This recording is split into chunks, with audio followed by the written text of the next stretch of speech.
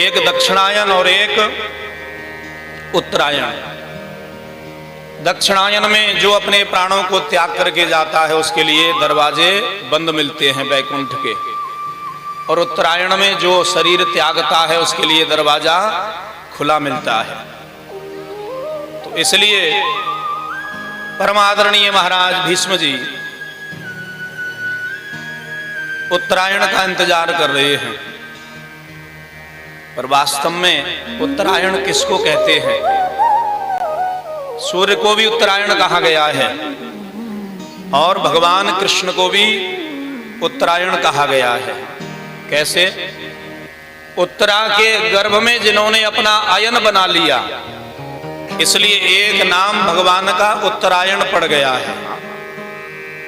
तो पितामह भीष्म को आकाश वाले उत्तरायण सूर्य का इंतजार नहीं था, पितामह भीष्म को तो महाराज द्वारिका वाले श्री कृष्ण उत्तरायण का इंतजार था। और आज भगवान सबको लेकर के आए हैं।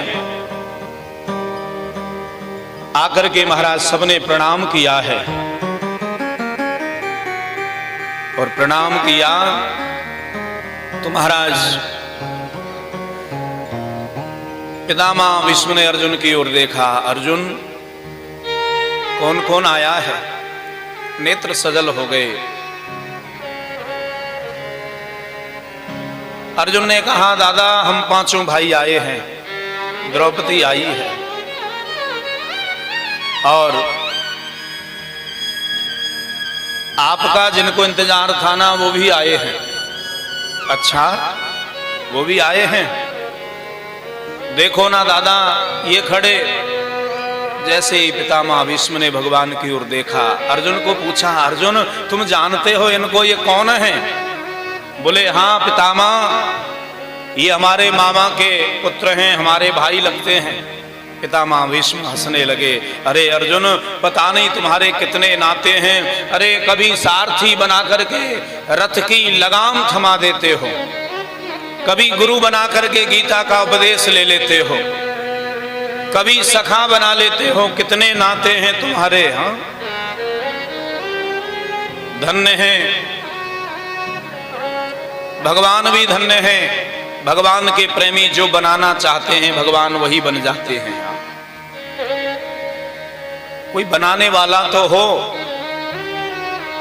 तुम सेवक बनाओगे, भगवान सेवक बन जाते हैं। एक भक्तमाल जी में बड़ी प्यारी कथा है। एक त्रिलोचन चंद नाम के एक सेठ थे महाराज, भगवान के भक्त थे, और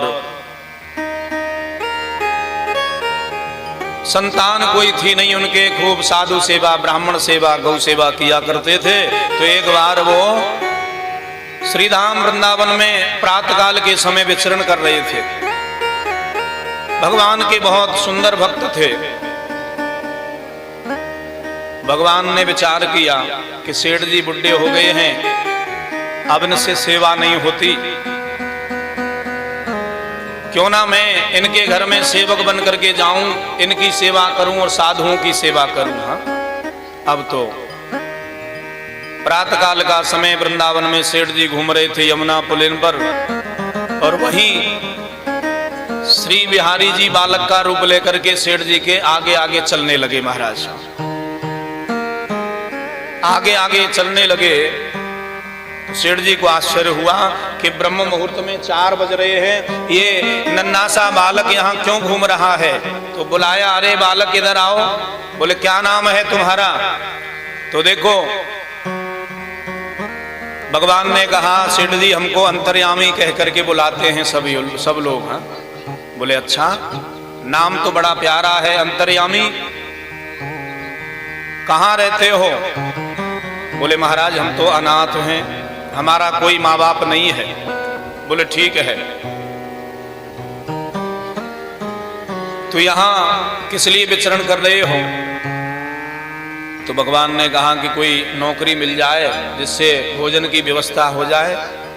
बोले अच्छा, नौकरी करोगे तो सेठ जी को लगा कि नौकर की आवश्यकता तो हमको भी है, क्यों ना हम ही रख लें। अच्छा भाई अंतर्यामी बताओ क्या सेवा लोगे, क्या वेतन लोगे? अब भगवान ने कहा कि देखो सेठ जी, हमें धन नहीं चाहिए। बोले फिर क्या चाहिए? बोले एक ही वेतन है हमारा। बोले क्या? बोले हम दिन में 5 बार भोजन करते हैं। बोलो राधे राधे। 5 बार भोजन करते हैं। तो देखो, परंतु ये ध्यान रखना, भोजन को लेकर के मुझसे कोई कुछ कहेगा नहीं, और जिस दिन मैं किसी ने भोजन को लेकर के टोक दिया ना, तो उसी दिन मैं घर छोड़ करके चला जाऊंगा। बोले ठीक है महाराज। अब तो अंतर्यामी सेठ जी के संग में आ गए। सेठानी को महाराज सेठ जी ने कह दिया कि दिन में कितनी भी बार ये भोजन करे तुरंत भोजन बना के देना, इसको मना मत कर देना, नहीं तो छोड़ करके भाग जाएगा। बोले ठीक है महाराज। अब सेवा शुरू होती है। सेठानी तुरंत बोल दे, सेठानी भूख लग रही है, तुरंत खड़ी होकर के जावे, भोजन बना के लावे। कई दिन हो गए महाराज, घर से बाहर निकलना ही नहीं हुआ सेठानी का।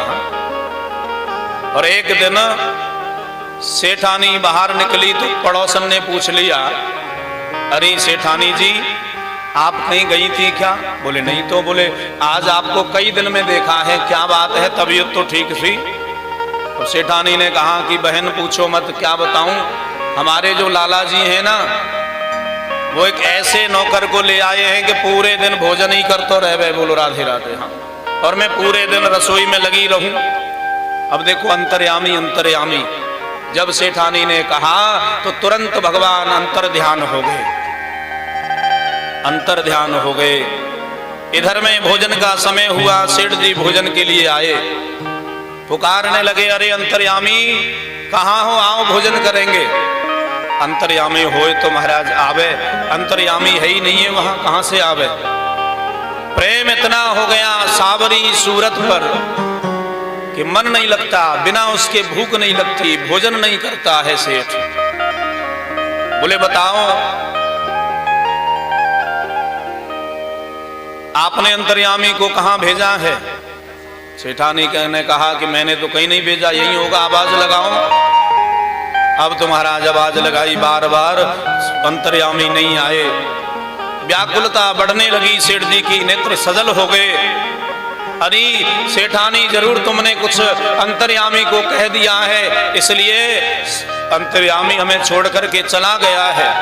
अब तो सेठानी मान गई, मैंने वैसे तो उसको कुछ नहीं कहा, परंतु आज मैं जब बगल में गई तो वहां पड़ोसन ने मेरे से पूछा तो मेरे मुंह से निकल गया कि हमारे यहाँ ऐसा नौकर आया हो जो दिन भर भोजन नहीं करे महाराज। हाँ बस समझ गए सेठ जी।